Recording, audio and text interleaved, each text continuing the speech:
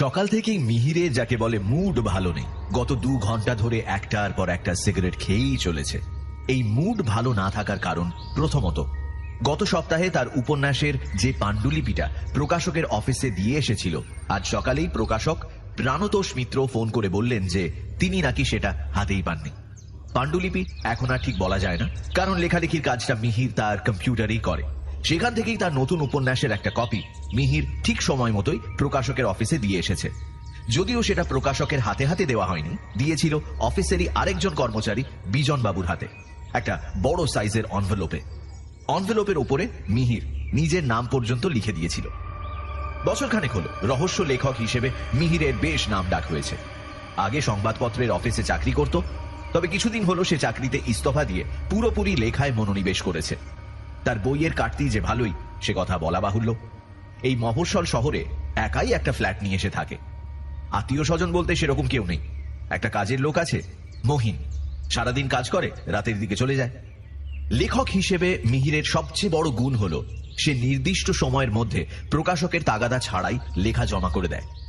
এটা একদিক থেকে তার কাছে একটা বেশ গর্বের বিষয়ও বটে। তাই স্বাভাবিকভাবেই প্রাণতোষ বাবুর কথায় আজ সে মনে মনে একটু যেন অপমানিত হয়েছে। যদিও সে ভদ্রলোকের সঙ্গে মিহিরের সম্পর্ক বেশ ভালো, তাছাড়া আজকেও তিনি পাণ্ডুলিপি হাতে না পাওয়ার কথাটা সাধারণভাবেই বলেছিলেন। তবু মিহিরের মনে এই সাধারণভাবে বলা কথাটাও কোথাও গিয়ে যেন আঘাত করছে। যদিও মিহির আন্দাজ করেছে যে নিশ্চয়ই বিজন বাবুই হয়তো অসাবধানতাবশত কপিটা কোথাও হারিয়ে ফেলেছেন, এখন উপায় না পেয়ে তার উপর দোষ চাপিয়ে দিচ্ছেন। সে না হয় আরেক কপি প্রিন্ট আউট করে দেওয়া যাবে, কিন্তু নিজেকে বাঁচাতে তিনিই বা মিথ্যে কথা বলবেন কেন? এই কথা ভেবে বিজন বাবুর প্রতি মিহিরের খুব রাগ হলো। সে ঠিক করে নিল উপন্যাসের কপিটা প্রকাশককে দিতে গিয়ে বিজন বাবুকেও বেশ করে 2-4 কথা শুনিয়ে আসবে। এদিকে হয়েছে আর এক সমস্যা, মহিন আজ 3 দিন হলো আসছে না। তাই মিহিরকে ঘরের অন্যান্য কাজকর্ম ছাড়াও হাত পুড়িয়ে রান্না করে খেতে হচ্ছে। ফলে লেখালেখি এবং পড়াশোনার যে ক্ষতি হচ্ছে, তার জেরেই মিহিরের মেজাজটা প্রথম থেকেই খুব একটা ভালো ছিল না। এবার সে ভেবে নিয়েছে ওই মহিনকে আর রাখা যাবে না, কিছুতেই না। আগেও অনেকবার এরকম করেছে সে, কিন্তু আর তো সহ্য করা যায় না। এইসব চিন্তা মাথায় চলছে, হঠাৎ ঘড়ির দিকে চোখ পড়তে মিহির দেখলো 10টা বাজে। আজ যদিও তেমন কোনো তাড়া নেই, তবু রান্নার ঝামেলা আজ আর সে করতে চাইছে না। কম্পিউটার থেকে উপন্যাসের আরেক কপি প্রিন্ট আউট করে সে সোজা চলে যাবে প্রকাশকের কাছে। তারপর সেখান থেকে কোনো রেস্তোরাঁয় গিয়ে দুপুরের খাওয়াটা সেরে নেবে। রাতে না হয় যা হোক একটা কিছু করে নিলেই হবে। প্রায় 150 পাতার প্রিন্ট আউট, সুতরাং হাতে বেশ কিছুটা সময় আছে। মিহির প্রিন্ট আউট করতে দিয়ে স্নানে যাওয়ার জন্য উঠতে যাবে, ইতিমধ্যে পাশের টেবিলে চার্জে বসানো মোবাইলটা বেজে উঠল। মিহির দেখল ইন্দ্র ফোন করেছে। এই ইন্দ্র হলো একটি অ্যান্টিক শপের মালিক এবং মিহিরের ঘনিষ্ঠ বন্ধু। তার দোকানে নতুন কিছু আসলেই অন্তত দেখার জন্য মিহিরকে সে ফোন করে যেতে বলে। মিহিরেরও এইসব ব্যাপারে খুব উৎসাহ, সুতরাং মোবাইলের স্ক্রিনে ইন্দ্রর নামটা ভেসে উঠতেই একটু যেন তাড়াহুড়ো করে মিহির মোবাইলটা চার্জার থেকে খুলে রিসিভ করতে গেল। আর ঠিক তখনই চার্জারে তারের সঙ্গে বেঁধে তার ঘরের একমাত্র ছোট আয়নাটা নিচে পড়ে 2 টুকরো। যাক, তাহলে কাজ আরো একটু বাড়লো। প্রথমে প্রকাশকের অফিস, তারপর ইন্দ্রর অ্যান্টিক শপ, তারপর দুপুরের লাঞ্চ সেরে সব শেষে একটা আয়না কিনে বাড়ি। বেশ, তাই হোক। প্রকাশকের অফিস থেকে বেরোতে গিয়ে মিহির হাত ঘড়িতে সময় দেখল 1:45 বাজে। এসেছিল 12:30টায়। প্রাণতোষ বাবুর হাতে কপিটা তুলে দিয়ে মিহির বিজন বাবু সম্পর্কে জিজ্ঞাসা করতে তিনি বললেন যে বিজন বাবু নাকি 2 দিন হলো অসুস্থ, এখন ছুটিতে আছেন। ফলে ভিতরে চাপা রাগ ভিতরেই রয়ে গেল। প্রাণতোষ বাবু ভদ্রলোক, বেশ আড্ডাবাজ। মিহিরের সঙ্গে তাঁর বয়সের পার্থক্য হলেও সময় অসময়ে 2-4টে খোশ গল্প করতে তিনি পিছপা হন না। আজও হলো তাই। সেই কারণেই বোধহয় বিজন বাবুর প্রতি মিহিরের রাগটা অনেকখানি পড়ে গেল। এরপর সিঙ্গাড়া সহযোগে 2বার চা খেয়ে এবং প্রকাশকদের ব্যবসা কতটা লোকসানজনক সেই বিষয়ে ঘণ্টাখানেক আড্ডা মেরে মিহির যখন প্রাণতোষ বাবুর কাছ থেকে ছাড়া পেল, তখন দুপুরের খাওয়ার সময় হয়ে গিয়েছে। কাছাকাছি একটা রেস্তোরাঁ থেকে দুপুরের খাওয়া সেরে নিয়ে মিহির সেখান থেকে ট্যাক্সি করে সোজা ইন্দ্রর দোকানের দিকে রওনা দিল। রাস্তায় ট্রাফিক জ্যাম হওয়ার ফলে 40 মিনিটের পথ যেতে সময় লাগলো প্রায় 2 ঘন্টা। ইন্দ্রর দোকানটা ঠিক রাস্তার উপরে নয়, বড় রাস্তা থেকে একটু গলির ভিতরে, তা প্রায় 10 মিনিটের পায়ে হাঁটা পথ। ফলে মিহির যখন ইন্দ্রর দোকানে গিয়ে পৌঁছলো তখন বিকেল হয়ে গিয়েছে। আজ আর বেশিক্ষণ থাকা যাবে না, আবার বাড়িও তো ফিরতে হবে। এই ভেবে মিহির ইন্দ্রকে বলল, শোন, আজ কিন্তু বেশি দেরি করবো না। আরে ঠিক আছে, একা মানুষ, এমন তো নয় যে বাড়িতে তোর জন্য কেউ অপেক্ষা করছে। এত তাড়া কিসের? দেখ ভাই, 40 মিনিটের পথ 2 ঘন্টা ধরে এসেছি, আবার যেতে 2 ঘন্টা, এরপর আবার ট্রেন ধরে বাড়ি। তুই কি চাস মাঝরাতে গিয়ে বাড়ি পৌঁছই? ও নিয়ে তুই ভাবিস না, তোকে ট্যাক্সি করতে হবে না। স্টেশনের দিকে আমার একটু দরকার আছে, আমি তোকে পৌঁছে দেবো। এই কথার পর আর কিছু বলা চলে না। অগত্যা মিহিরকে কিছুটা সময় বসতেই হলো। তবে ইন্দ্রর কাছে বসা মানে সে এক মূল্যবান সময় যাপন। প্রাচীন জিনিস সম্পর্কে ইন্দ্রর অগাধ জ্ঞান। সে নিজে ইতিহাসের ছাত্র, তাই শুধুমাত্র ব্যবসার খাতিরে নয়, নিজের আগ্রহেই ইন্দ্র এসব ব্যাপারে পড়াশোনা করে। মিহিরও এদিক থেকে তারই মতো প্রাচীন আসবাবপত্র এবং পুঁথিপত্রের ব্যাপারে খুবই আগ্রহী। সে যদিও সাহিত্যের ছাত্র, কিন্তু পড়াশোনার ক্ষেত্রে মিহির যাকে বলে সর্বভুক। ফলে এমন দুই বন্ধুতে মিলে ঘর ভর্তি প্রাচীন জিনিসপত্রের মাঝখানে গল্পগুজব আরম্ভ করলে সময়ের দিকে নজর না থাকাটাই যে স্বাভাবিক, সে কথা বলার অপেক্ষা রাখে না। বেশ কিছুক্ষণ গল্পগুজব করার পর ইন্দ্র বলল, চল এবার তোকে নতুন কালেকশনগুলো দেখিয়ে আনি। ইন্দ্রর অ্যান্টিকের দোকানটা বেশ বড়, 2 জন কর্মচারীও আছে। দোকান থেকে কিছুটা দূরেই ইন্দ্রর আরেকটা দোকান রয়েছে, তবে এটাকে দোকান না বলে গোডাউন বলাই ভালো। সচরাচর যেসব অ্যান্টিক জিনিসপত্রের তেমন কোনো চাহিদা নেই এবং নতুন যে মালপত্র আসে সেগুলোকে দোকানে না রেখে এখানে রাখা হয়। দোকানের দেখাশোনার ভার কর্মচারীদের উপর দিয়ে ইন্দ্র মিহিরকে তার এই অ্যান্টিক শপের গোডাউনে নিয়ে এলো। লোহার মজবুত দরজা ঠেলে ভিতরে ঢুকতেই নাকে এলো পুরনো জিনিসপত্রের খুব চেনা একটা গন্ধ। মিহির বহুবার এখানে এসেছে। এই তো 2 মাস আগেই 150 বছরের পুরনো ছোট সাইজের একটা ছুরি দেখার জন্য এসেছিল। ছুরিটা নাকি রাজস্থানের কোনো এক পরিত্যক্ত কেল্লায় পাওয়া যায়। শুধু ছুরি কেন, প্রাচীন আসবাবপত্র, টাকা পয়সা, সাজগোজের জিনিসপত্র, পুঁথি ইত্যাদি আরো বহু কিছু দেখার জন্য মিহির আগেও অনেকবার এই ঘরে এসেছে। এই ঘরের কোথায় কোন জিনিস রাখা আছে তা এখন মিহিরের প্রায় মুখস্থ।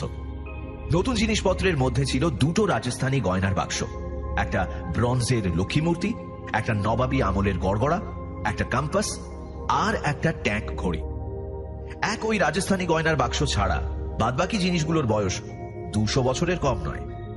জিনিসগুলো দেখা শেষ হলে মিহিরের চোখ পড়ল ঘরের দেয়ালে টাঙিয়ে রাখা মাঝারি মাপের একটা আয়নার দিকে।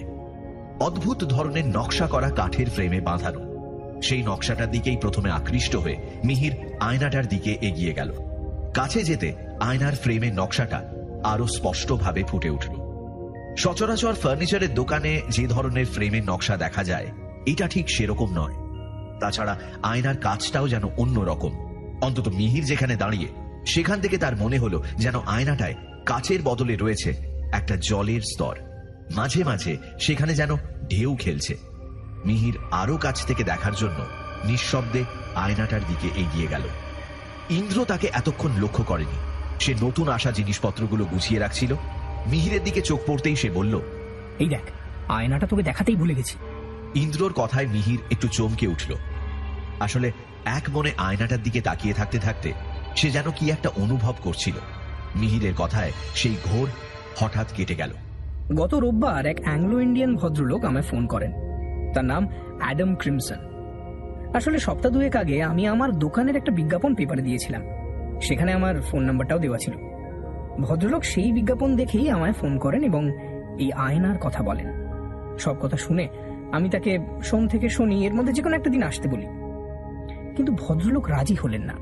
বললেন শুধু এই আয়নাটা দিলেই হবে না, এর সঙ্গে নাকি এক অদ্ভুত ইতিহাস জড়িয়ে আছে এবং সেই ইতিহাস তিনি আমাকে বলতে চান। সে কথা আবার দোকানে বলা যাবে না। তাছাড়া বার্ধক্যজনিত কারণে তিনি বেশি হাঁটাচলা করতে পারেন না। অতএব আমি যদি সত্যি আয়নাটা নিতে চাই তাহলে যেন তার বাড়ি গিয়ে নিয়ে আসে। আমি আর কথা না বাড়িয়ে রাজি হয়ে গেলাম। ফোনে তার কাছে তার বাড়ির ঠিকানা নিয়ে সেদিন বিকেলেই বেরিয়ে পড়ি। গাড়ি করে আমার এখান থেকে 2 ঘন্টার রাস্তা। গিয়ে যখন পৌঁছলাম তখন 5টা বাজে। কলিং বেল শুনে মাঝবয়সী একটা ছেলে দরজা খুলল। আমার পরিচয় পেয়ে বলল, আমার সঙ্গে আসুন স্যার, আপনার জন্যই অপেক্ষা করছেন। এই বলে সে আমায় বাড়ির ভেতরে নিয়ে গেল। ভদ্রলোকের বাড়িটা বাইরে থেকে দেখতে হাল আমলের ছিমছাম আধুনিক বাড়ির মতো, কিন্তু বাড়ির ভেতরে ঢুকে মনে হলো যেন ভিক্টোরিয়ান যুগের কোনো বনেদি ইংরেজি বাড়িতে এসে পড়েছি। চারপাশের আসবাবপত্র, দেওয়ালে পেইন্টিং, ঘরের এক কোণে রাখা পিয়ানো, সবকিছুর মধ্যে একটা স্পষ্ট আভিজাত্যের ছাপ। ভদ্রলোক যদিও তার আয়নার কথা বলেছিলেন, কিন্তু তার ঘরের চারপাশে যেসব জিনিসপত্র ছড়িয়ে ছিটিয়ে রয়েছে তা সবই অ্যান্টিক। সত্যি কথা বলতে এবার আমার নিজেরই একটু সংকোচ হচ্ছিল। জানি না ভদ্রলোক আয়নাটা কত টাকায় দিতে রাজি হবেন। এদিকে আমি তো সঙ্গে করে 1000 বেশি আনিনি। যাই হোক, সেই ছেলেটাকে অনুসরণ করে বাড়ির ভেতরে টানা প্যাসেজ দিয়ে ঢুকে ডান দিকে একটা ঘরের বন্ধ দরজার সামনে এলাম।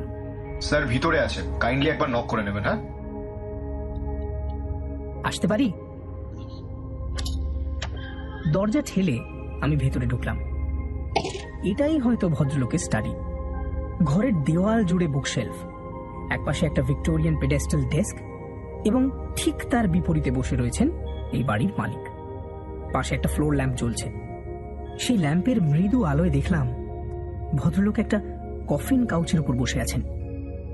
বাড়ির সাজসজ্জার সঙ্গে ভদ্রলোকের চেহারা একেবারে মানানসই। বয়স আন্দাজ 60-এর কাছাকাছি। তবে আমি বিশেষভাবে আকৃষ্ট হয়েছিলাম ওই কাউচটা দেখে। সচরাচর এই ধরনের কাউচ কেউ ব্যবহার করে না। আমি নিজেও এর আগে এই কাউচ দেখিনি। তবে ব্যবসার খাতিরে অনেক সময় বিভিন্ন অকশন হাউসের খোঁজ খবর নিতে গিয়ে ইন্টারনেটে 2-1 এই জিনিস চোখে পড়েছিল। বলাই বাহুল্য, এই জিনিস যেমন দামি তেমনি শৌখিন। ভদ্রলোক আমাকে স্বাগত জানিয়ে পাশের একটা চেয়ারে বসতে বললেন। আমি চেয়ারে বসতেই আমায় জিজ্ঞাসা করলেন, বাড়ি চিনে আসতে কোনো অসুবিধে হয়নি তো? না না, অসুবিধে আর কি, তবে এদিকটায় আমার খুব একটা আশা হয়নি। এদিকে আগে এতটা জনবসতি ছিল না। বছর 10 হলো চারপাশে এইসব ফ্ল্যাট বাড়ি তৈরি হয়েছে। আমি এখানে আছি আজ 30 বছরের ওপর। আচ্ছা, আগে বলুন, কি খাবেন, চা না কফি? চাই, ঠিক আছে। তার আগে কি ওই আয়নাটা একবার দেখা যায়? ভদ্রলোক কোনো উত্তর না দিয়ে পাশে রাখা সিগার কেস থেকে একটা সিগার নিয়ে আমায় অফার করলেন। আসুন। আমি ও রসে বঞ্চিত। ভদ্রলোক জ্বলন্ত সিগারে বেশ কয়েকটা টান দিয়ে আমার দিকে তাকিয়ে বললেন, আগে আপনাকে আমার কয়েকটা প্রশ্নের উত্তর দিতে হবে। উত্তরগুলো যদি সঠিক হয় তাহলে আমি আপনাকে আয়নাটা বিনা মূল্যে দিয়ে দেব। যদিও তার আগে এই আয়নার ইতিহাস আপনাকে আমি বলবো। সব শুনে যদি আপনি রাজি হন তাহলে এই আয়নাটা আপনার। তারপর আপনি সেটা বিক্রি করবেন না নিজের কাছে রাখবেন তা সম্পূর্ণ আপনার ব্যাপার। এবার বলুন, রাজি? আমি ভদ্রলোকের কথা শুনে প্রথমে একটু আশ্চর্য হলাম। ইনি আবার ছিটগ্রস্ত নয় তো? আয়না বিক্রি করবে বলে বাড়িতে ডেকে এনে এখন মৌখিক পরীক্ষা নিতে বসবে? শুধু তাই নয়, পাশ করলে রয়েছে আকর্ষণীয় পুরস্কার। মনে মনে একটু হাসিই পেল। কিন্তু ভদ্রলোকের চোখে মুখে কোনো ধরনের অস্বাভাবিক আচরণের ছাপ আমি দেখতে পেলাম না। তাছাড়া ঘরের জিনিসপত্র দেখলেই মালিকের খুব উঁচু দরের রুচির পরিচয় পাওয়া যায়।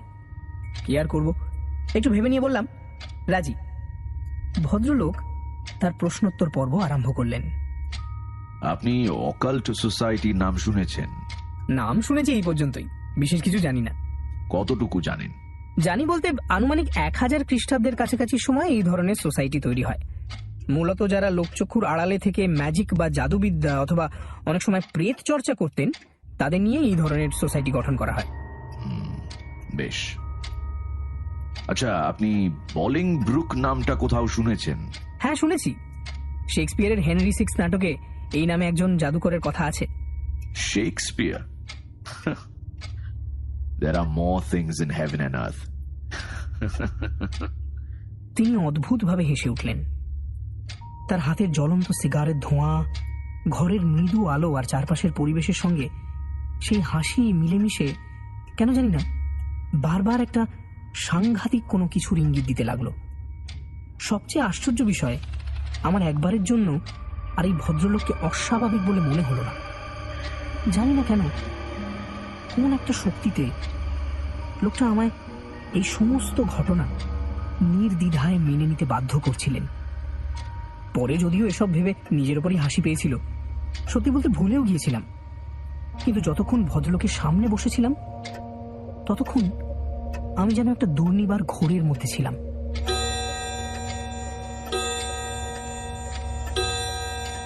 ইন্দ্রর গোডাউনে রাখা একটা দেয়াল ঘড়িতে ঢং ঢং আওয়াজে হঠাৎ মিহির আর ইন্দ্র দুজনেরই চমক ভাঙল। ঘড়ির দিকে তাকিয়ে দেখল 7টা বাজে। মিহিরের মধ্যে তখন আর বাড়ি ফেরার ব্যস্ততা নেই। ভদ্রলোক আর কিছু জিজ্ঞাসা করলেন না? না, প্রশ্ন আর কিছু করলেন না। হাসি থামিয়ে ভদ্রলোক সিগারে আবার বেশ কয়েকটা টান দিয়ে বললেন, আপনাকে আমি আর কোনো প্রশ্ন করব না। আমার যা জানার ছিল সে কথা আমি জেনে গিয়েছি। আয়নাটা আমি আপনাকে বিনামূল্যেই দেব, তবে ওটার ইতিহাস শোনার পর আপনি নেবেন কিনা সেটাই এখন প্রশ্ন। "আম, আম, ঠিক আছে, আগে শুনি না।" বেশ, শুনুন তবে। আপনাকে যার নাম জিজ্ঞাসা করলাম, অর্থাৎ সেই বলিংব্রুক, তার পুরো নাম হল রজার বলিংব্রুক।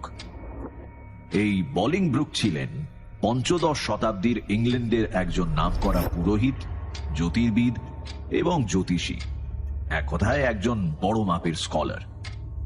রাজপরিবারের সঙ্গেও তার বেশ ঘনিষ্ঠতা ছিল, কিন্তু এসবের ঊর্ধ্বে তার অপর একটি প্রচ্ছন্ন পরিচয়ও ছিল, যে পরিচয় শেষ পর্যন্ত তার কাল হয়ে দাঁড়ায়, যদিও তার এই পরিচয় ইতিহাসে পাওয়া যায় না।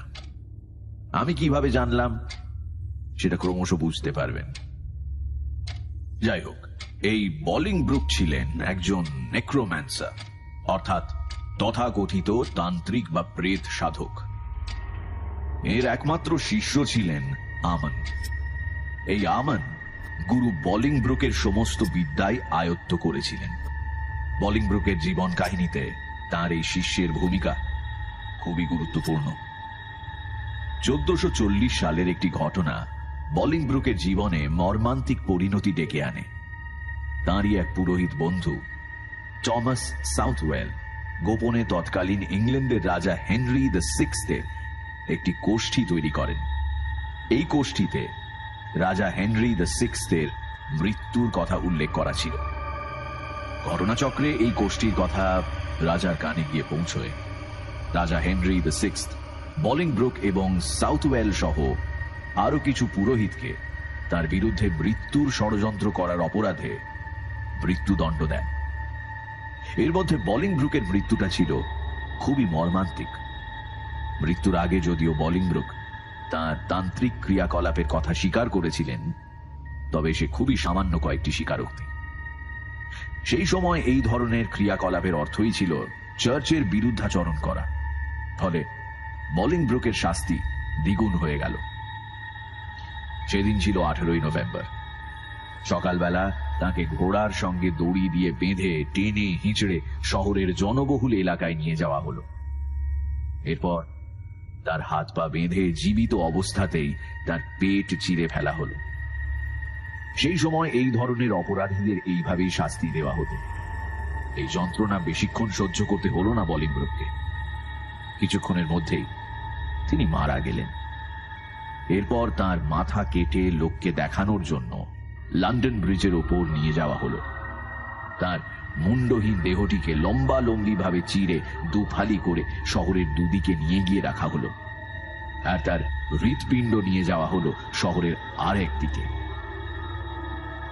এইভাবে শহরের চারদিকে বলিংব্রুকের শরীরের 4টি অংশ নিয়ে যাওয়া হলো মানুষকে দেখানোর জন্য। বলিংব্রুকের শিষ্য আমান এই সময় শহরে ছিলেন না। এই ঘটনার 2 দিন পরে তিনি শহরে এসে সবকিছু শুনে হতবাক হয়ে গেলেন। তবে তার মধ্যে তখন কিন্তু রাগ বা প্রতিশোধ স্পৃহা ছিল না, বরং তিনি আর সময় নষ্ট না করে তার গুরু বলিংব্রুকের দেহাবশেষ সংগ্রহ করতে ছুটলেন। অনেক কষ্টে আমান শহরের 3 প্রান্ত থেকে বলিংব্রুকের দ্বিখণ্ডিত শরীর এবং হৃৎপিণ্ড সংগ্রহ করলেন, কিন্তু তার মাথাটা পাওয়া গেল না। সেটা নাকি চুরি গিয়েছিল। যাই হোক, বাক্সবন্দি করে সেই দেহাবশেষ তিনি নিয়ে গেলেন শহরের বাইরের এক জঙ্গলে। আমান এই জঙ্গলেই একটা ছোট্ট কাঠের ঘরে থাকতেন। এই ঘরটাই ছিল তার জাদুবিদ্যার সাধন পীঠ। এবার তার জাদুবিদ্যার পরীক্ষার পালা। তিনি মৃত বলিংব্রুককে একটু একটু করে জীবিত করে তুলবেন। সবশেষে প্রয়োজন হবে একটি মাথা, সেটার ব্যবস্থাও করা যাবে। আগে এই অংশগুলোকে জীবিত করতে হবে। গভীর রাত, ইংল্যান্ড শহরের শেষ সরাইখানার আলোটাও তখন নিভে গিয়েছে। শহরের মধ্যে গভীর ঘুমের নিস্তব্ধতা। ছোট ছোট ছেলে মেয়েদের বাড়ির বড়রা ততক্ষণে ফেরি কুইনের গল্প বলে ঘুম পাড়িয়ে দিয়েছে। শহরের শেষ মাথায় বেশিরভাগ খামার চাষীদের বাড়িঘর। সেখান থেকে জঙ্গলের দূরত্ব বেশি নয়, তবে এই জঙ্গলে দিনের বেলাতেও কেউ ঢুকতে সাহস পায় না। আজ পর্যন্ত যারা জঙ্গলে গিয়েছে কেউ আর ফিরে আসেনি। কেউ সঠিক জানেও না যে জঙ্গলে কোন বিভীষিকা রয়েছে। এই জঙ্গলেই আমানের ঘর। সে এই রাতেই তার জাদুবিদ্যা দিয়ে বলিংব্রুকের দেহাবশেষে প্রাণ প্রতিষ্ঠা করবে। ঘরের মধ্যে মোমের আলো জ্বলছে, সামনে তন্ত্রপাচার সাজানো, একপাশে বলিংব্রুকের দেহাবশেষের বাক্সগুলো মুখ খোলা অবস্থায় রাখা। সেই পচা গলা দেহাবশেষের ওপর বড় বড় মাছি ভনভন করছে। বিকট মাংস পচা গন্ধে সারা ঘর ভরে গিয়েছে। সেই বাক্সগুলোর দিকে মুখ করে বসে আমান মন্ত্রোচ্চারণ করছে। এইভাবে একের পর এক তান্ত্রিক ক্রিয়া করতে করতে রাত্রি শেষ প্রহরে হঠাৎ আমানের মনে হলো যেন দূর থেকে জঙ্গলের ডালপালা ভেঙে প্রচন্ড বেগে ঝোড়ো হাওয়া তার ঘরের দিকে এগিয়ে আসছে। সেই মুহূর্তেই আমান আরো একটা ব্যাপার অনুভব করল। এতক্ষণ শুধুমাত্র দেহাবশেষের উপর মাছি উড়ছিল, এখন যেন গোটা ঘরময় মাছি উড়ে বেড়াচ্ছে, আর তারই সঙ্গে পাল্লা দিয়ে বেড়েছে সেই মাংস পচা গন্ধ। আমার মনে মনে একটু শঙ্কিত হলো। এই তান্ত্রিক ক্রিয়ায় তো এমনটা হওয়ার কথা নয়, তাহলে কি? তার এই কথা ভাবতে ভাবতে সেই ঝোড়ো হাওয়া তার ঘরের দরজা ঠেলে ভেতরে ঢুকে পড়ল। আমার তখনও সেইভাবেই বসে রয়েছে। সেই ইতিমধ্যে ঘটনাটা আন্দাজ করতে পেরে কিছুটা যেন ভয় এবং আতঙ্কে কুঁকড়ে গিয়েছে। বলিংব্রুক মরবার সময় যে আত্মা নিশ্চয়ই শয়তানকে দান করেছিলেন, ফলে তার আত্মা এখন শয়তানের দাস হয়ে পিশাচ জমিতে ঘুরে বেড়াচ্ছে। তার এখন একটা শরীর চাই, যার মধ্যে তিনি আবার জেগে উঠবেন। আমান দেখল সেই হাওয়া কাঠের বাক্সের মধ্যে থেকে দ্বিখণ্ডিত দেহ এবং হৃৎপিণ্ডের পচা গলা অবশেষ শূন্যে ঘোরাতে লাগলো এবং ক্রমে একটু একটু করে একে অপরের সঙ্গে জোড়া লাগিয়ে দিল। দেহের বিভিন্ন জায়গায় যেখানে মাংস খসে পড়েছিল সেখানে নতুন মাংস গজিয়ে উঠল। বলিংব্রুকের মন্ত্রহীন শরীরে প্রাণ ফিরে এলো, কিন্তু প্রাণ ফিরে আসলেই সেই দেহ যেন অসহ্য যন্ত্রণায় ছটফট করতে আরম্ভ করল। আমানের চোখের সামনে একটা মুন্ডহীন দেহ ঘরময় দাপিয়ে বেড়াচ্ছে, কি যেন খুঁজছে। তার মাথা না থাকলেও কোনো এক আশ্চর্য শক্তিতে সে সবকিছু বুঝতে পারছে। কিন্তু এবার যে ঘটনাটা ঘটল তা আমানকে ভেতর থেকে নাড়িয়ে দিল। আমান এই তান্ত্রিক ক্রিয়ায় বসার আগেই নিজেকে মন্ত্র শক্তিতে সুরক্ষিত করে নিয়েছিল, ফলে তার কোনো ধরনের ক্ষতির আশঙ্কা ছিল না। কিন্তু যে দৃশ্য সে চোখের সামনে দেখল তা যেন তার সাহসের শেষ নির্যাসটুকু নিংড়ে দিয়ে তাকে ছিবড়ে করে সেই জায়গায় বসিয়ে রাখল। আমান দেখল এতক্ষণ যে মাছিগুলো ঘরময় উড়ে বেড়াচ্ছিল সেগুলোই ঘরের এক কোণায় গিয়ে একে একে জমা হলো।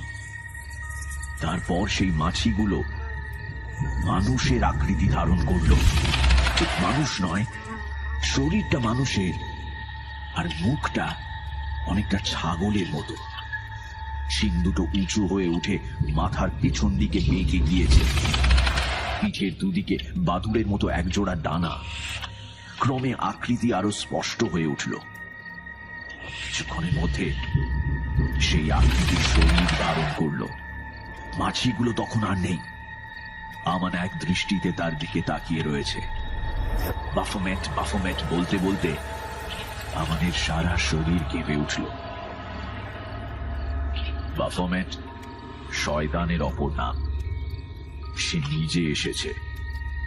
আমান কিন্তু শুধুমাত্র বলিংব্রুকের আত্মাকেই আহ্বান করেছিল, কিন্তু তিনি যেহেতু শয়তানের কাছে নিজের আত্মাকে বিক্রি করেছেন, তাই তার আত্মার সঙ্গে সঙ্গে আত্মার বর্তমান মালিক স্বয়ং শয়তানও এসে পড়েছে।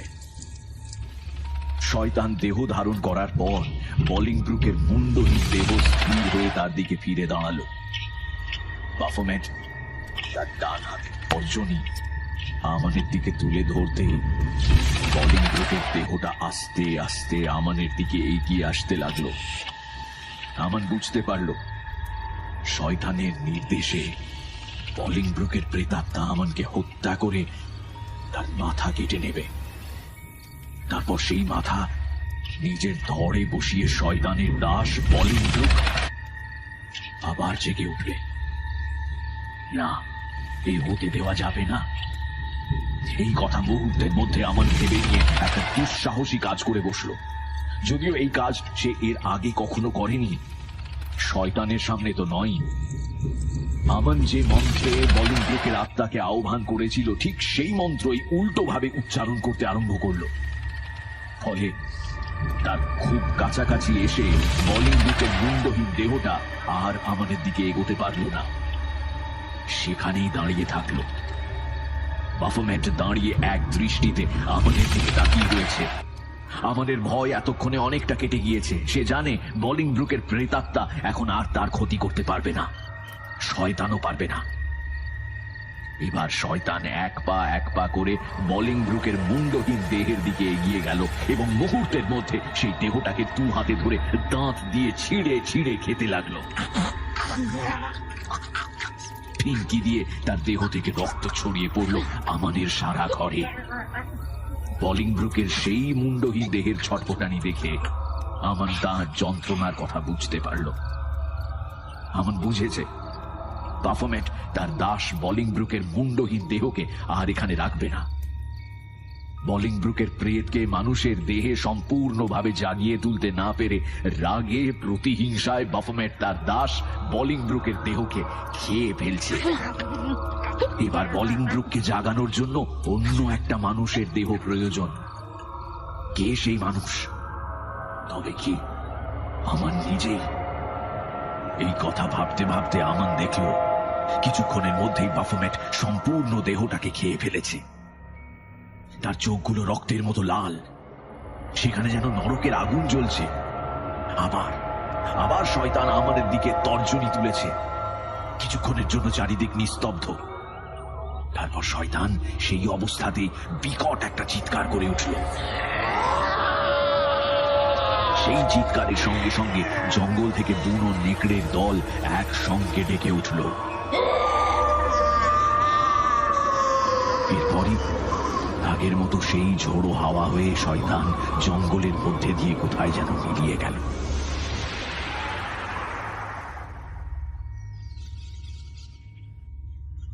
ঘটনাটা ঘটেছিল শেষ রাতে। একটু সকাল হতেই আমাদের ঘরের দরজা ঠেলে ভেতরে ঢুকলো আরেকটি যুবক। তার নাম টমাস। এই টমাস ছিল আমানের শিষ্য এবং তার তন্ত্র সাধনার অন্যতম সহযোগী।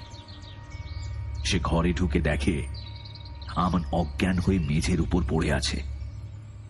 আমানেরই শেখানো জাদুবিদ্যা প্রয়োগ করে অনেক চেষ্টার পর টমাস আমানকে স্বাভাবিক অবস্থায় ফিরিয়ে আনে। গত রাতের সমস্ত ঘটনা আমান তাকে সবিস্তারে বলে। আমানের আদেশেই গত রাতে টমাস এখানে ছিল না। এই ক্রিয়াটি আমান নিজেই করতে চেয়েছিল। সবচেয়ে বড় কথা, এই ক্রিয়ায় সহযোগিতা করার জন্য টমাস তখনও তৈরি ছিল না। যাই হোক, টমাসের সেবা শুশ্রূষায় আমান অল্প দিনের মধ্যেই আবার আগের মতো হয়ে উঠল এবং তার এই প্রিয় শিষ্যকে সে তার সমস্ত জাদুবিদ্যা উজাড় করে শেখাতে লাগলো। এইভাবে আরো 1 বছর কাটল।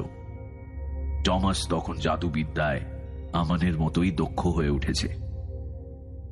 একদিন টমাসকে কাছে ডেকে আমান বলল, দেখো, আমি তোমায় এই যে 1 বছর ধরে আমার সমস্ত জাদুবিদ্যা শিখিয়েছি, তার পেছনে আমার একটা উদ্দেশ্য আছে।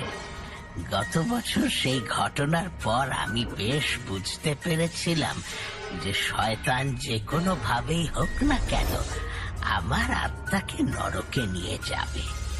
তাই সেদিন যে কাজটা অসম্পূর্ণ থেকে গিয়েছিল সেই কাজই তোমাকে সম্পূর্ণ করতে হবে। আপনি কোন কাজের কথা বলছেন? আমার গুরু বলিংব্রুকের আত্মাকে মুক্ত করতে হবে। তা যদি নাও হয় অন্তত তাকে এখানেই এই পৃথিবীতেই ধরে রাখতে হবে। তারপর উপযুক্ত সময় বুঝে তাকে শয়তানের কবল থেকে মুক্ত করতে হবে।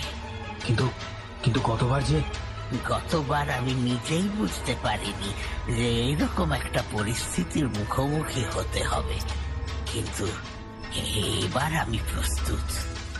বেশ, তাই হবে। আবার সেই রাত ফিরে এলো, গতবারের মতো। আবার সেই একই উদ্দেশ্যে। আমান তান্ত্রিক ক্রিয়ার জন্য প্রস্তুত। এইবার তার সঙ্গী হিসেবে রয়েছে টমাস। তাকে সবকিছু আগে থেকেই বুঝিয়ে দিয়েছে আমান। সারা রাত ধরে চলল তন্ত্র ক্রিয়ার বিভিন্ন অনুষ্ঠান। শেষ রাতে আমান আবার বলিংব্রুকের আত্মাকে আহ্বান করল। আবার সেই ঝড়, সেই দূর থেকে গাছপালা ভেঙে চুড়ে নিয়ে আসার শব্দ। কিন্তু এবার একটা ঘটনা ঘটল। সেই ঝোড়ো হাওয়া এবার আর আমানের ঘরের মধ্যে ঢুকতে পারল না, কারণ বাইরে আমানের যোগ্য শিষ্য টমাস নিজের তন্ত্র শক্তিতে শয়তানকে বাধা দিচ্ছে। ওদিকে ঘর থেকে আমান প্রাণপণে শুধুমাত্র বলিংব্রুকের আত্মাকে আহ্বান করে যাচ্ছে। কিছুক্ষণের মধ্যেই শয়তানের সেই প্রাণঘাতী চিৎকার শোনা গেল। আমান বুঝতে পেরেছিল যে টমাস হয়তো বেশিক্ষণ আর শয়তানকে বাধা দিতে পারবে না। এবার আমান তার শেষ রাস্তাটা বেছে নিল। এই তন্ত্র ক্রিয়ায় আত্মার শক্তি দেহের বাইরে শতগুণ বেড়ে যায়। তাই আমান মন্ত্রোচ্চারণ করতে করতে হাতের কাছে রাখা ছুরি তুলে নিল এবং সজোরে নিজের হৃৎপিণ্ড বরাবর বসিয়ে দিল। মধ্যেই তার শরীর শান্ত হয়ে গেল। তারপর আমানের আত্মা বলিংব্রুকের আত্মাকে আহ্বান করতে লাগল। বাইরে ক্রমে শয়তানের শক্তি ক্ষীণ হয়ে এলো। টমাস আরো প্রাণপণে তাকে বাধা দিতে লাগলো। একসময় বাধ্য হয়ে শয়তান হাল ছেড়ে দিল আর বলিংব্রুকের আত্মাকে ছেড়ে দিয়ে আবার ঝোড়ো হাওয়া হয়ে দূরে জঙ্গলের মধ্যে মিলিয়ে গেল। টমাস দ্রুত এসে আমাদের ঘরে ঢুকলো। এইরকম যে হতে পারে তা আমান আগে থেকেই টমাসকে বলেছিল। তাই ঘরের মধ্যে আমানের ছুরিকাহত রক্তাক্ত মৃতদেহ দেখে টমাস বিন্দুমাত্র বিচলিত হলো না। তাছাড়া সে যখন খুশি আমানের আত্মার সঙ্গে যোগাযোগ করতে পারবে, তাই আমানের দেহত্যাগ করা নিয়ে টমাস দুঃখিত নয়।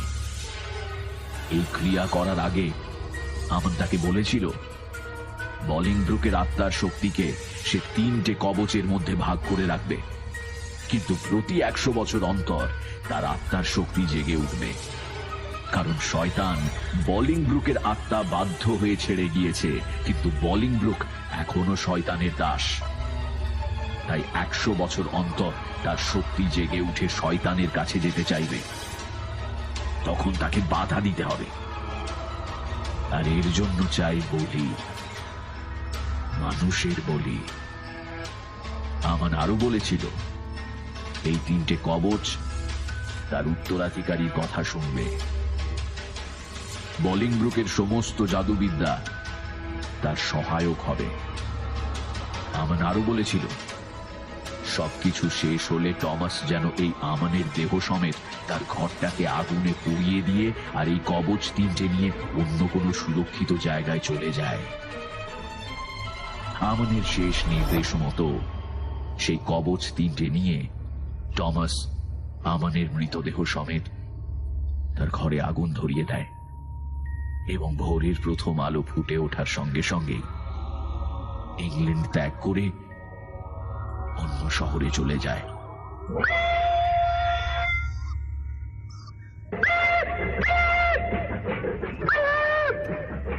ঘরের ভেতরে সিগারের ধোঁয়ার গন্ধ আর ফ্লোর ল্যাম্পের মৃদু আলো কিছুক্ষণের জন্য আমাকেও যেন সেই পঞ্চদশ শতাব্দীতে নিয়ে গিয়েছিল। এই সময় অ্যাডাম সাহেব কথা থামিয়ে দিলেন। দরজায় সেই যুবকটি নক করেছে। ভদ্রলোক কামিন বলাতে যুবকটি চায়ের ট্রে হাতে ভেতরে ঢুকল। আমার সামনে রাখা কাচের ছোট্ট টেবিলে আমার জন্য আনা চায়ের কাপ আর স্যান্ডউইচের প্লেট নামিয়ে রেখে সে আবার চলে গেল। বাইরে কিছুটা অন্ধকার হয়ে এসেছে, কিন্তু ভদ্রলোককে আয়না দেখানোর কথাটা ইচ্ছে করেই আর মনে করালাম না। সত্যি বলতে কি, ভদ্রলোকের গল্পের প্রতি আমার যেন বেশ আগ্রহ জন্মে গিয়েছিল। হয়তো সেই আগ্রহ বশেই আমি নিজে থেকে জিজ্ঞাসা করলাম, আচ্ছা, তারপর সেই কবচ তিনটে নিয়ে টমাস কোথায় গেলেন? হাতের কাছে রাখা ছাইদানিতে জ্বলন্ত সিগারটা রেখে দিয়ে ভদ্রলোক বললেন, তারপর সেই কবচ অনেক জনের হাত ঘুরে আমার পিতামহ এবং পরে আমার পিতামহের কাছে আসে। আমার পিতামহ সেই কবচের শক্তিকে 3টে বস্তুতে নতুন করে প্রতিষ্ঠিত করেন। সেই 3টে বস্তুর মধ্যে একটি গ্র্যান্ডফাদার ক্লক, যা পিতামহের আপন ভাইয়ের বংশধরদের কাছেই থাকার কথা, একটি বই যা পিতামহের অপর এক ভাইয়ের কাছে ছিল, আর শেষ বস্তুটি হলো। এই কথা বলতে বলতে এতক্ষণে ভদ্রলোক তার ঠিক বাঁদিকে দাঁড় করানো একটা বিশাল কাঠের আলমারির দিকে এগিয়ে গিয়েছিলেন। এবার সেই আলমারি থেকে লাল টকটকে ভেলভেটের কাপড়ে মোড়া 1 ফুট বাই 1 ফুট মাপের একটা বস্তু বার করে আমার দিকে ঘুরিয়ে বললেন, এই আয়নাটা। বলে এগিয়ে এসে আয়নাটা আমার হাতে দিলেন।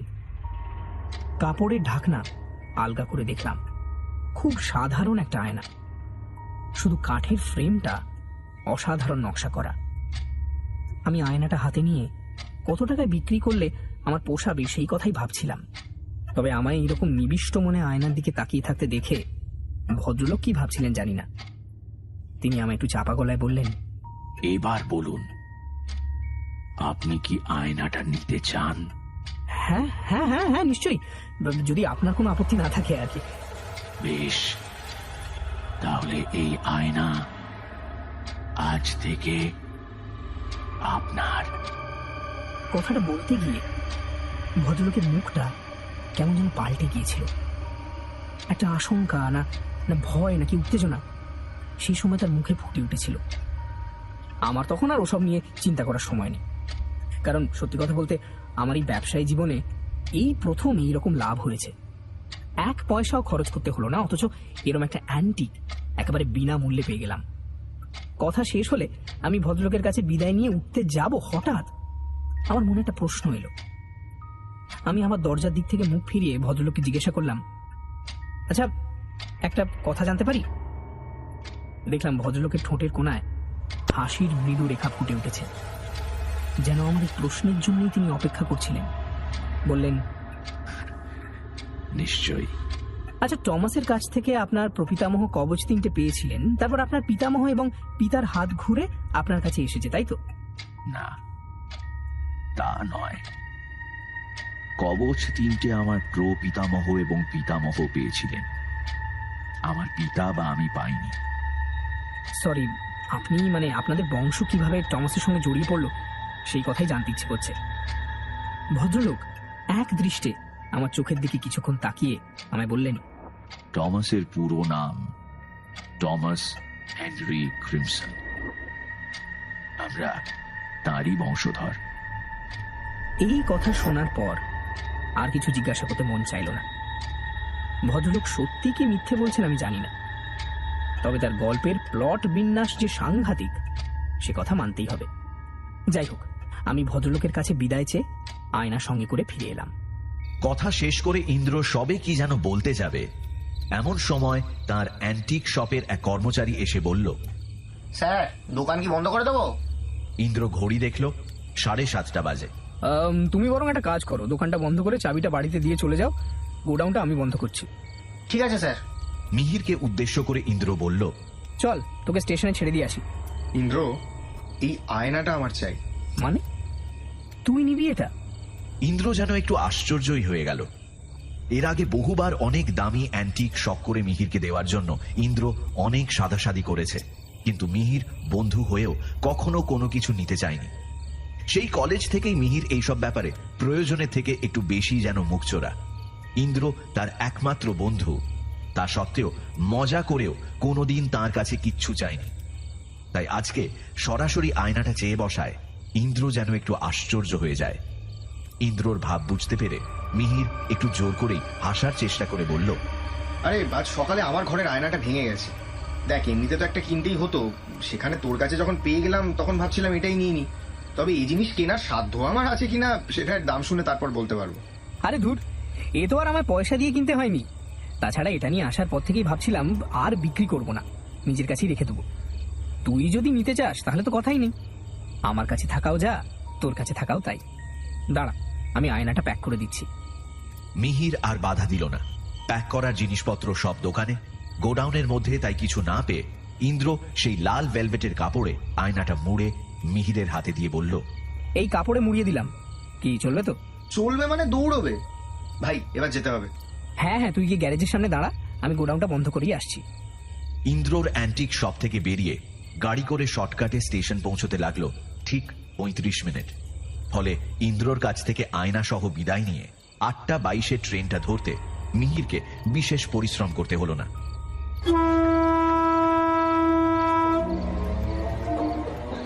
বাড়ি পৌঁছে সে আগে আয়নাটাকে একটা পছন্দ মতো জায়গায় রাখার ব্যবস্থা করলো। শেষ পর্যন্ত নিজের বেডরুমে বিছানার পাশে মাথার দিকটার ফাঁকা দেয়ালে আয়নাটা রাখার ব্যবস্থা করলো। তারপর হাত মুখ ধুয়ে ফ্রেশ হয়ে মিহির আয়নাটার কাছে এসে দাঁড়ালো। খুঁটিয়ে খুঁটিয়ে দেখতে আরম্ভ করলো আয়নার ফ্রেমের নকশাটা। কিন্তু কই, এখন তো আর সেই রকম লাগছে না। গোডাউনে থাকতে আয়নাটা যেমন লাগছিল, এখন আর সেই রকম লাগছে না কেন? হয়তো তখন চোখের ভুলে কি দেখতে কি দেখেছে। আসলে ইন্দ্রর অ্যান্টিক শপের গোডাউনে আয়নাটাকে প্রথম দেখে মিহির যতটা আকর্ষণ অনুভব করেছিল, এখন আর ঠিক সেই রকম লাগছে না। বরং আয়নাটাকে ভালোভাবে দেখে নিয়ে মিহির যেন মনে মনে ভাবল, তার একার পক্ষে আয়নাটা বড্ড বেশি বড়। এটা না আনলেই মনে হয় ভালো ছিল। যাই হোক, এসব ভেবে সময় নষ্ট না করে মিহির সোজা তার স্টাডিতে চলে গেল। ফেরার পথে হোটেল থেকে রাতের ডিনার সেরে এসেছিল, কাজেই সেসব ঝামেলা আর নেই। এর মধ্যেই মহিন তাকে ফোন করেছিল তার ছেলের কদিন ধরে ধুম জ্বর। তাকে নিয়ে ছোটাছুটি করতে গিয়ে মিহিরকে সে জানাতে পারেনি কাল থেকে আবার সে কাজে আসবে। মিহিরই বা এই পরিস্থিতিতে কি আর বলবে, ঠিক আছে একটু সকাল সকাল এসো বলে ফোন রেখে দিল। তখন রাত প্রায় 1:45। মিহির কম্পিউটারে লিখছে। এমন সময় হঠাৎ তার মনে হলো যেন তার কানের কাছে ফিস ফিস করে কেউ কিছু বলছে। প্রথমটা ভেবেছিল মনের ভুল, পরে আরো কয়েকবার এরকম হওয়াতে মিহির ব্যাপারটা নিয়ে একটু কৌতূহলী হয়ে উঠল। তারপর নিজে থেকেই মন দিয়ে শব্দটা শুনে বুঝতে পারল যে সেটা আসছে তার বেডরুম থেকে। শব্দটা আস্তে আস্তে স্পষ্ট হয়ে উঠছে, ফিস ফিস করে হচ্ছে কিন্তু স্পষ্ট। যে ভাষায় শব্দটা হচ্ছিল তা বাংলা, হিন্দি বা ইংরেজি নয়, গ্রিক ভাষা।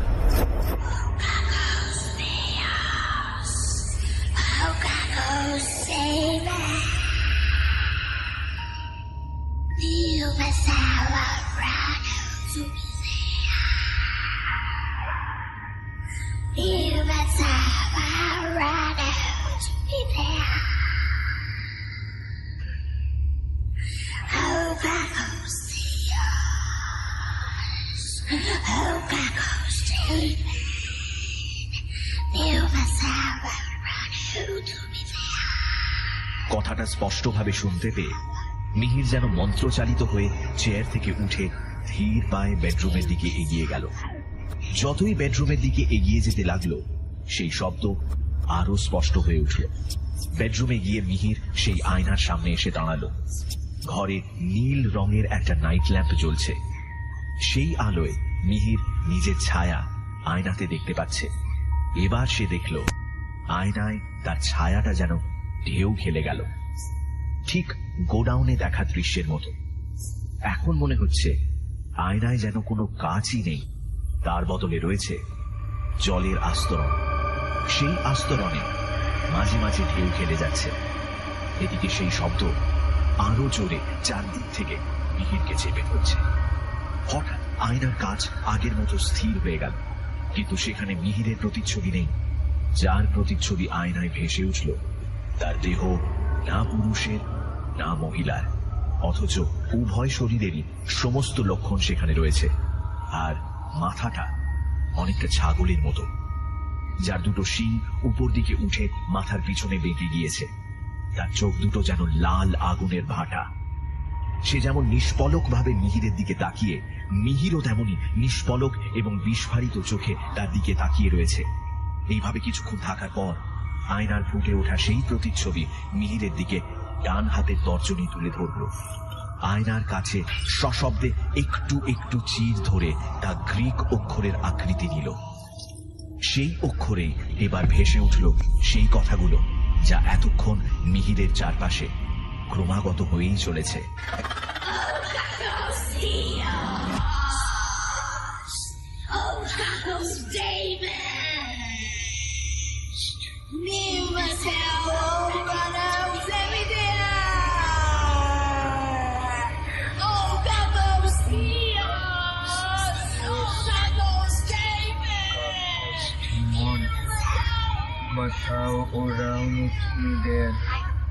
মিহির একটা একটা করে সমস্ত শব্দ উচ্চারণ করল। উচ্চারণ যেই শেষ, তখনই আয়নার সেই প্রতিচ্ছবি বিকট ভাবে হেসে উঠল।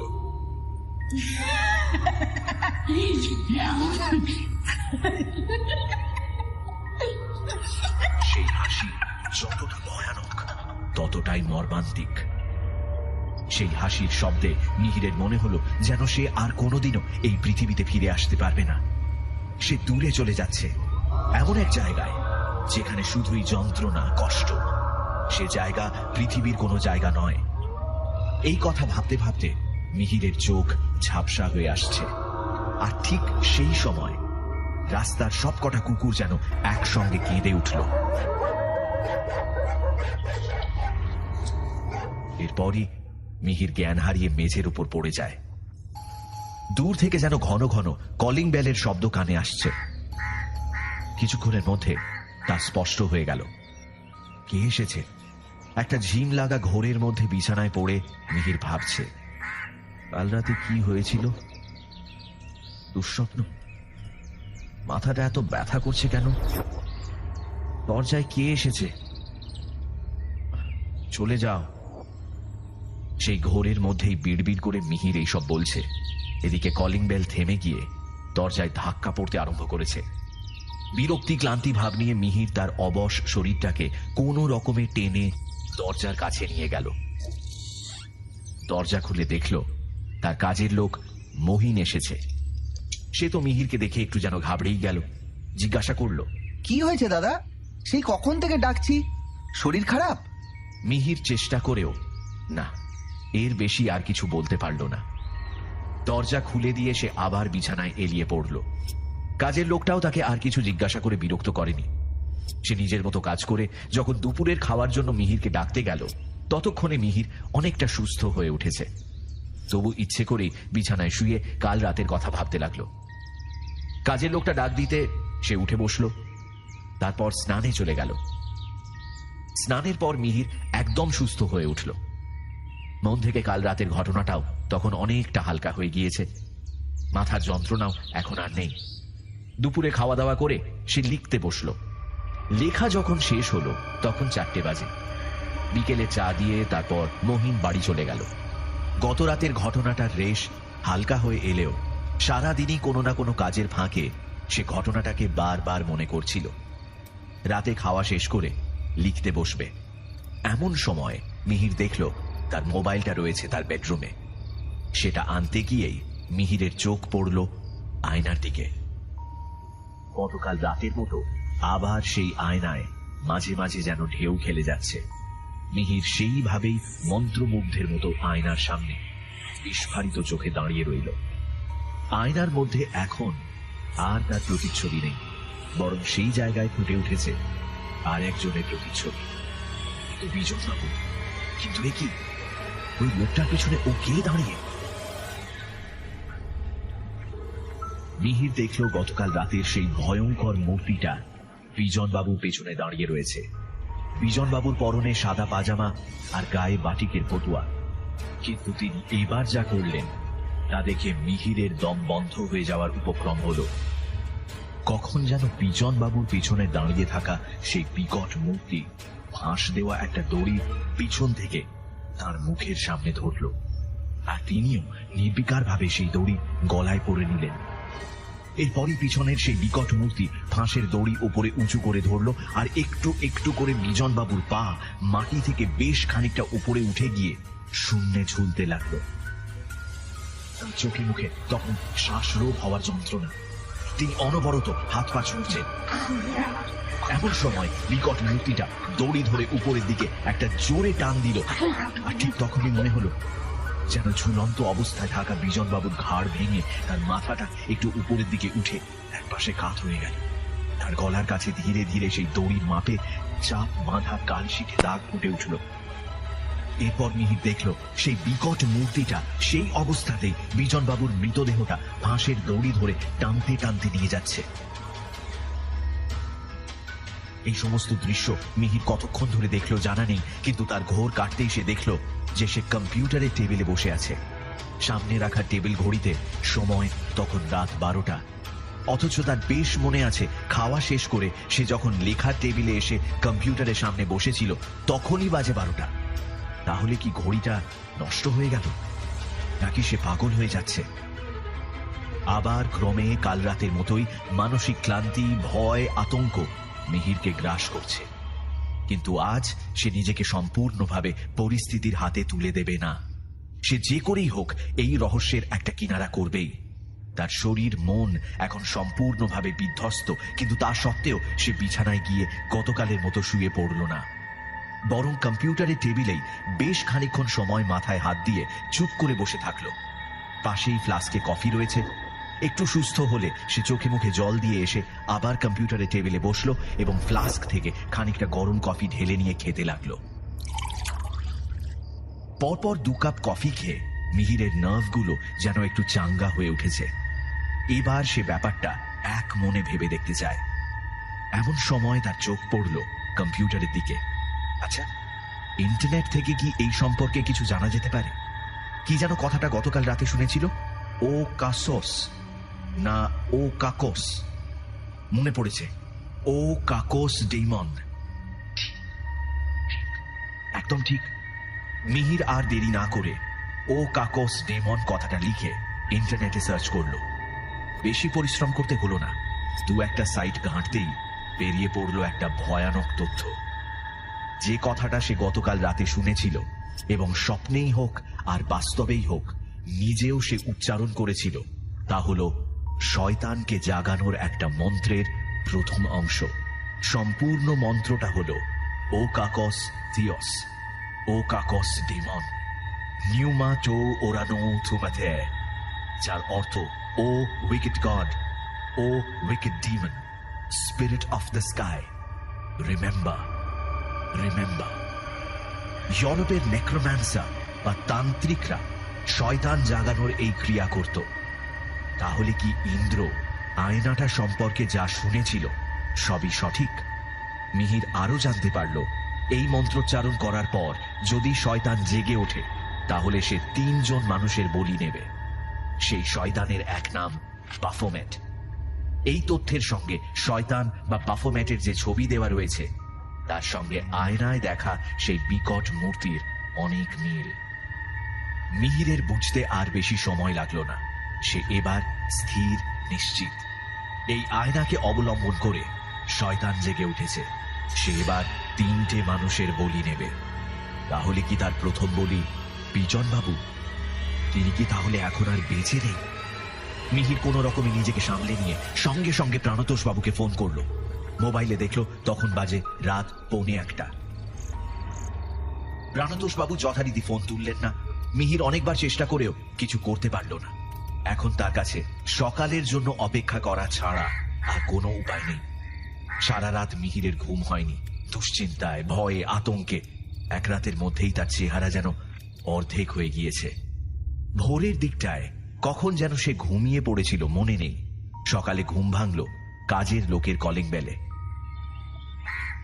আজ সকালে আর কিছুতেই মানসিক অস্থিরতার ভাবটা মিহির কাটিয়ে উঠতে পারল না। মোবাইলে সময় দেখল 8টা বাজে। সে আর দেরি না করে আবার প্রাণতোষকে ফোন করল। ফোনের ওপাশ থেকে প্রাণতোষ বাবু বললেন, গুড মর্নিং মিহির বাবু, বলুন কি খবর? মিহির কি বলবে প্রথমটা ঠিক বুঝে উঠতে পারল না, কিন্তু তার মানসিক অবস্থা এখন আর লৌকিকতা করার মতো নয়। সে সরাসরি বলল, আচ্ছা, আপনাদের অফিসের বিজন বাবু এখন কোথায়? বিজন বাবু? তিনি তো অসুস্থ হয়ে বাড়িতে রয়েছেন। কোনো দরকার আছে নাকি তার সঙ্গে? তিনি ঠিক আছেন তো? মানে তার সঙ্গে কোনো দুর্ঘটনা ঘটেনি তো? কাল পর্যন্ত তো ঠিকই ছিলেন, কিন্তু আপনি হঠাৎ ওর কথা জিজ্ঞেস করছেন কেন? আপনার কাছে কি ভদ্রলোক টাকা পয়সা কিছু ধার নিয়েছিলেন নাকি? না, ঠিক তা নয়। না হলেই ভালো। সে লোক শুনেছি নাকি বাজার শুদ্ধ লোকের কাছে দেনা করে বসে আছে। স্ত্রী অসুস্থ দীর্ঘদিন ধরে, ছেলে মেয়ে দুটো, কাজে সংসার সামলাতে গিয়ে একেবারে হিমশিম খেয়ে যাচ্ছেন ভদ্রলোক। টাকা ধার নিয়ে ঠিক সময় শোধ করতে না পারায় তাগাদা করতে লোক আমার অফিসে পর্যন্ত এসেছে কয়েকবার। শেষটায় আমি বেশ কড়া করে বিজনবাবুকে এ ব্যাপারে সাবধান করে দেওয়ায় আর এই ধরনের উৎপাত হয়নি। তবে লোকটা অসৎ নয়, সেই জন্যই এইসব ঝামেলা সত্ত্বেও তাকে কাজে রেখেছি এখনো। তো আপনি হঠাৎ বিজনবাবুর কথা কেন জিজ্ঞেস করছেন? না, কিছু না।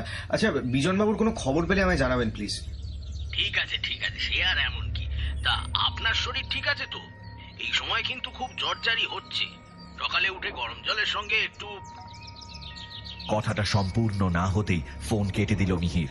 তার মাথায় এখন শুধুই এক চিন্তা, কাল রাতে কি তাহলে সে আবার দুঃস্বপ্ন দেখেছে? সারা দিন এই কথাই তার মাথায় ঘুরপাক খেতে লাগলো। কাজের লোকটা দু একটা কথা জিজ্ঞেস করেছিল বটে, কিন্তু খুব সংক্ষেপে মিহির তার সঙ্গে কথা শেষ করে নিজের বেডরুমে গিয়ে শুয়ে পড়ে। দুপুরের দিকে আর খেতেও ওঠেনি। একেবারে বিকেলে মহিন চা দিয়ে গেল।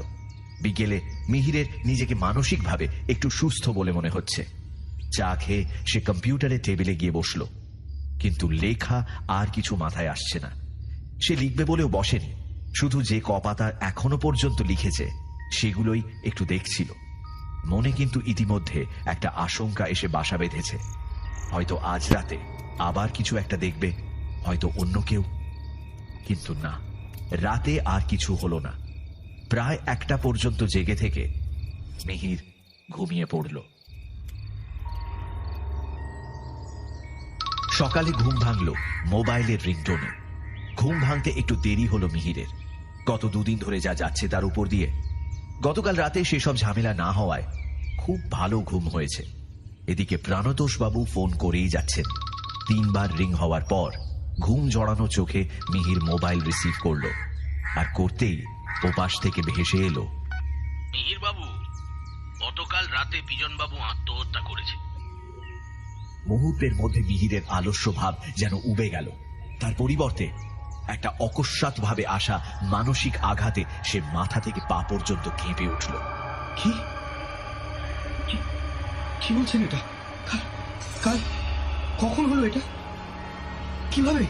হ্যাঁ, আর বলবেন না, আপনাকে বলেছিলাম না ভদ্রলোকের দেনার দায়ে বাজারে মুখ দেখানোর মতো নেই। কাল নাকি তাগাদা করতে বেশ কয়েকজন লোক তার বাড়ি গিয়েছিল। তাদের সঙ্গেই এক কথা দু কথায় ঝগড়া বেঁধে যায়। তারা বিজন বাবুর পাড়ার লোকজন জড়ো করে তাকে যাচ্ছে তাই গালমন্দ করে, আর সেই সঙ্গে তার অসুস্থ স্ত্রীকে নাকি অপমান করে। সেই শোকে আর অপমানে রাত 12টা নাগাদ নিজের শোবার ঘরে গলায় দড়ি দিয়ে আত্মহত্যা করে। ওদের পাড়ার ছেলেই আমার এখানে পেপার দিতে আসে, সেই এসে খবরটা আমাকে দিল। তারপর আমি ফোন করে কনফার্ম হয়ে আপনাকে বলছি। আচ্ছা, আপনি কাল আমায় কেন জিজ্ঞেস করছিলেন বলুন তো বিজন বাবুর কথা? আপনি কি কিছু... মিহিরের কানে আর কোনো কথাই যেন যাচ্ছে না। সে নিথর হয়ে বিছানায় বসে রয়েছে। এবার তার শুধু মনে হচ্ছে, কেন এই আয়নাটা সে আনতে গেল? সে কি ইন্দ্রকে ফোন করে আয়নাটা নিয়ে যেতে বলবে? ইন্দ্র যদি তাকে পাগল ভাবে, সে তো সেই সাহেব ভদ্রলোকের কথাও বিশ্বাস করেনি। তাহলে এবার কে মরবে? আয়নাটা কার মৃত্যুর কথা আমায় বলতে আসবে? আর ওই বিকট মূর্তিটা, বাফোমেট, সে কি আবার আসবে? আবার সেইভাবে আমার দিকে তাকিয়ে থাকবে? আবার আবার এই কথা বলতে বলতে মিহির নিজের মাথা খামচে ধরে বসে থাকে। আয়নাটার দিকে এই দিনের বেলাতেও তাকানোর মতো সাহস মিহিরের নেই। আয়নাটা কি সে ভেঙে ফেলবে? কিন্তু না, সে সাহসও তার আর নেই। সে এখন আয়নাটার থেকে পালিয়ে দূরে কোথাও চলে যেতে পারলে বাঁচে। সারাদিন এইভাবেই পাগলের মতো মিহির এই ঘর থেকে ও ঘর ঘুরে বেড়াল। রাতের কথা ভেবে সে ভয়ে মাঝে মাঝে কেঁপে উঠছে, অথচ নিজের কথা কাউকে বলতেও পারছে না। এমনকি ইন্দ্রকেও সে ফোন করে বলতে পারছে না, বা হয়তো তাকে কেউ বলতে দিচ্ছে না। সারাদিন স্নান খাওয়া কিছু না করে একভাবে এই ঘর ও ঘর করলো মিহির। আজ কাজের লোকটা আবার ডুব দিয়েছে, কিন্তু সেদিকে মিহিরের কোনো হুঁশ নেই। সে শুধু রাতের অপেক্ষায় রয়েছে। আজ সে আসবে আসবে। কিন্তু কে মরবে? মিহির মরবে না? আমি মরবো, আমি জানি আমি মরবো, আমি মরবো। হ্যাঁ, জবাব দাও, উত্তর দিচ্ছ না কেন?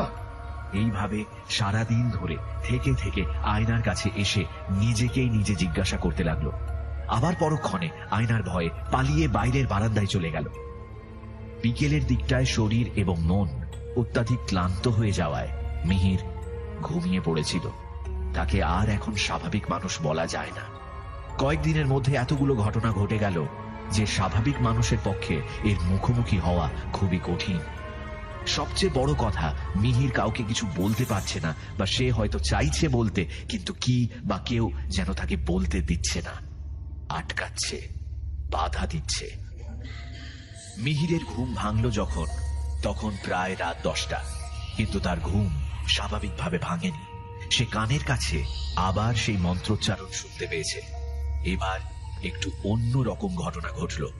মন্ত্রোচ্চারণ শুনেই মিহির কিন্তু ঘাবড়ে গেল না, বরং কোনো তীব্র কৌতূহলে সে বিছানা থেকে উঠে সোজা দাঁড়ালো আয়নার সামনে। আবার আয়না কেঁপে উঠছে, তার মধ্যে ঢেউ খেলে যাচ্ছে মাঝে মাঝে। মিহিরের চোখ বিস্ফারিত। ক্রমে আয়নায় ভেসে উঠল অন্য একজনের প্রতিচ্ছবি। তবে সে কোনো প্রাপ্তবয়স্ক লোক নয়, একটা বাচ্চা ছেলে, বয়স আন্দাজ 10 বছর। তার চোখ মুখ দেখে মনে হচ্ছে বেশ কিছুদিন ধরে সে অসুস্থ। মিহির বেডরুমের আলো জ্বালায়নি, জ্বালানোর কথা তার মনেও নেই, তবু আয়নায় ঘটনাটা স্পষ্ট দেখতে পাচ্ছে সে। এ তো মহিনের ছেলে। মহিন তার ছেলের ছবি মিহিরকে মোবাইলে দেখিয়েছিল। বাচ্চাটা একটু যেন মুখ বিকৃত করে চমকে উঠল, তারপরে হুমড়ি খেয়ে নিচে পড়ে গেল। এরই সঙ্গে তার অসহায় যন্ত্রণাময় চিৎকার, কিন্তু সেই চিৎকারকে ছাপিয়ে উঠল আর একটা বিকট হাসি। সে এসেছে, হয়তো সে বাচ্চাটাকে খেলনা পুতুলের মতো এক হাতে তুলে নিল। কিন্তু বাচ্চাটার বুকে গেঁথে রয়েছে একটা বঁটি, তার মুখ দিয়ে অনবরত রক্ত বমি হচ্ছে, আর সেই অবস্থায় তাকে কাঁধে নিয়ে চলে যাচ্ছে বাফোমেট। এই ঘটনা দেখার পর মিহির অজ্ঞান হয়ে গেল। শরীরে বা মনে তার আর ক্ষমতা রইল না।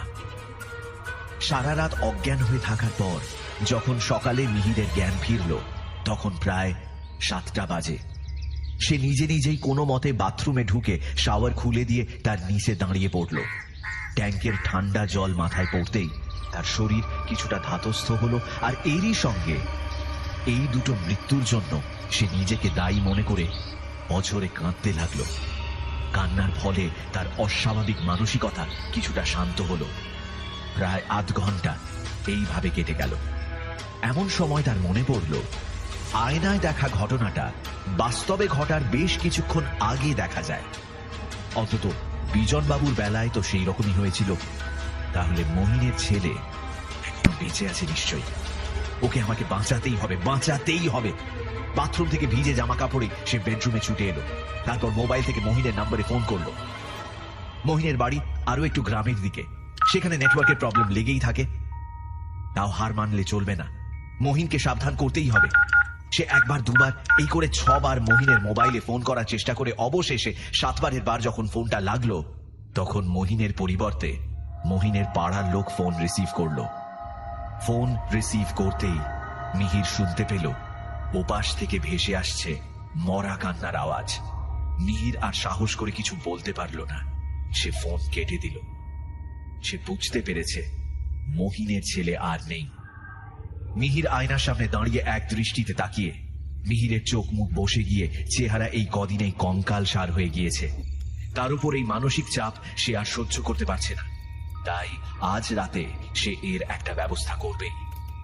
এই কথাই সে সারা দিন ধরে আয়নার সামনে মাঝে মাঝে এসে বলে গেল।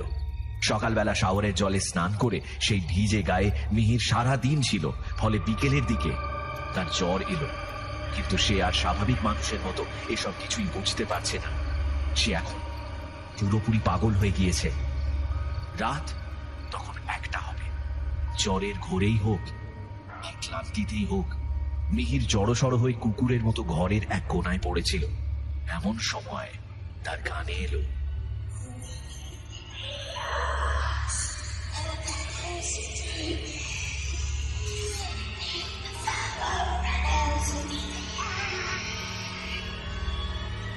একবার কানে যেতেই মিহির ধরফর করে উঠে বসল। তার মুখে একটা পৈশাচিক হাসি। সে এখন বলছে,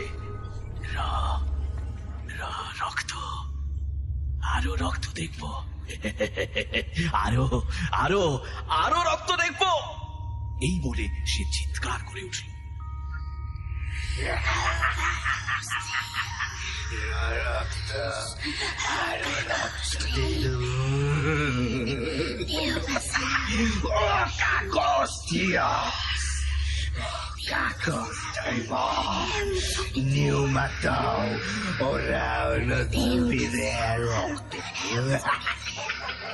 তার চিৎকারের সঙ্গে আবার একবার রাস্তার কুকুরগুলোর কান্না মিলে মিশে এক হয়ে যেন রাতের বুক চিরে দিল।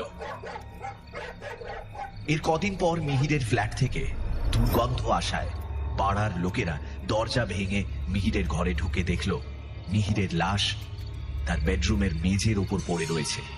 তারাই পুলিশে খবর দেয়। পুলিশ এসে দেখে লাশের সারা মুখে গেঁথে আছে কাচের টুকরো। বেডরুমের মেঝেতে চাপ চাপ রক্ত শুকিয়ে কালো হয়ে গিয়েছে। লাশের মাথার উপর একটা নকশা করা কাঠের আয়নার ফ্রেমে কয়েক টুকরো ভাঙা কাচের অংশ দেখে পুলিশ ব্যাপারটা খানিকটা আঁচ করল। এই আয়নার কাচই লাশের মুখে গেঁথে রয়েছে, কিন্তু ঘটনাটা আত্মহত্যা না হত্যা তার কিনারা সেই মুহূর্তেই করা গেল না। অগত্যা লাশ পোস্টমর্টমে পাঠিয়ে দিয়ে পুলিশের লোক ভিক্টিমের বাড়ির লোকজনকে খবর দেওয়ার জন্য এদিক সেদিক তল্লাশি চালায়। সবচেয়ে সহজ ছিল মিহিরের মোবাইল চেক করা, কিন্তু সেই মোবাইলও বন্ধ হয়ে পড়ে রয়েছে। ফলে মোবাইল সহ লাশের পাশে পড়ে থাকা আরো দু একটা জিনিস তদন্তের জন্য পুলিশ নিয়ে গেল। এর মধ্যে মিহিরের ডায়েরি থেকে প্রথমেই ইন্দ্রর নাম্বার পেয়ে পুলিশ তাকে সরাসরি থানায় যোগাযোগ করতে বলে। সেদিনের পর ইন্দ্র আর মিহিরের সঙ্গে যোগাযোগ করেনি। বেশ কিছু অকশন হাউসে ব্যবসার খাতিরে তাকে ঘোরাঘুরি করতে হয়, ফলে মিহিরকে আর ফোন করা হয়নি। কিন্তু পুলিশের কাছে সব শুনে ইন্দ্র একেবারে ভেঙে পড়ল। তাকে সান্ত্বনা দিয়ে পুলিশ জিজ্ঞাসা করল, আপনার এই বন্ধুটির কি মাথার কোনো সমস্যা ছিল? না না, একেবারেই না। অন্তত 4 দিন আগে তো নয়। তদন্তে জানা গিয়েছে যে মৃত্যুর বেশ কিছুদিন আগে থেকেই আপনার বন্ধু খাওয়া দাওয়া ছেড়ে দিয়েছিলেন। পাড়ার লোকজনও বলল যে 3 ধরে মিহির বাবুকে নাকি বাইরে বেরোতে কেউ দেখেনি। তিনি একরকম স্বেচ্ছায় গৃহবন্দী হয়েছিলেন। এর মধ্যে 2 দিন মাত্র তার চাকর মহিন এসেছিল। আমরা তার বাড়িতেও গিয়েছিলাম, কিন্তু সেখানে গিয়ে শুনলাম আরেক দুর্ঘটনার কথা। মহিনের বছর 10-এর ছেলে ঘরের মাঝখানে খাড়া রাখা বঁটির ওপর পড়ে গিয়ে মারা গেছে। সে নাকি আশেপাশে কাউকে দেখতে না পেয়ে জ্বর গায়ে বিছানা ছেড়ে ঘর থেকে বারান্দায় আসছিল। তার মা সবজি কাটতে কাটতে কি আনতে যেন বঁটি খাড়া করে রেখেই বাইরের রান্নাঘরে গিয়েছিল। এই ফাঁকে বাচ্চাটা বারান্দায় আসতে গিয়ে জ্বরের ঘোরে পা পিছলে বঁটির ওপর পড়ে গিয়ে এই কাণ্ড ঘটায়। লোকাল থানার পুলিশ এই নিয়ে আর বেশি জলঘোলা করেনি। আমরা যখন মহিনের বাড়ি গেলাম দেখলাম মহিন আর তার বউ উঠোনে বসে কান্নাকাটি করছে। আমরা মহিনকে ডেকে আলাদাভাবে মিহির বাবুর ঘটনাটা বলতেই সে তখন আমাদের বলে যে সে যেদিন গিয়েছিল সেদিন মিহিরের আচরণ কেমন যেন লেগেছিল তার। তাই আপনাকে জিজ্ঞেস করছি, আপনার বন্ধুর মধ্যে মানসিক কোনো অস্বাভাবিকতা চোখে পড়েছিল? না। বেশ, আপনাকে আর এ নিয়ে কিছু বলবো না। আপনি বরং আপনার বন্ধুর শেষকৃত্য করার ব্যবস্থা করুন। প্রয়োজন হলে আপনাকে আবার জানাবো। বিকেলের দিকে মিহিরের মৃতদেহ মর্গ থেকে নিয়ে এসে ইন্দ্র আরো কয়েকজনকে সঙ্গে করে শ্মশানে নিয়ে গেল। খবর পেয়ে প্রাণতোষ বাবু এসেছিলেন। তিনিও ইন্দ্রর কাছে মিহির যে বিজন বাবুর কথা জিজ্ঞাসা করে ফোন করেছিল সে কথা বললেন। সব শুনে ইন্দ্রর যেন মাথার ভেতর সব এলোমেলো হয়ে যাচ্ছে। তাহলে কি মিহির পাগল হয়ে গিয়েছিল? শ্মশান থেকে ফেরার পথে গাড়ি করে সারাটা রাস্তা এই কথাই ভাবতে লাগলো। আর মনে পড়ল শেষবারের মতো চলে যাওয়ার আগে মিহির তার কাছে সেই আয়নাটা চেয়েছিল। এই কথা মনে পড়তেই ইন্দ্রর মনে পড়ল আয়না, সেই আয়না। তবে কি সব সত্যি? ওই আয়নাটাই তাহলে মিহিরের বলি নিয়েছে? এটা যদি সত্যি হয় তাহলে তো এর আরো দুটো অংশ থাকার কথা, একটা গ্র্যান্ডফাদার ক্লক আর একটা বই।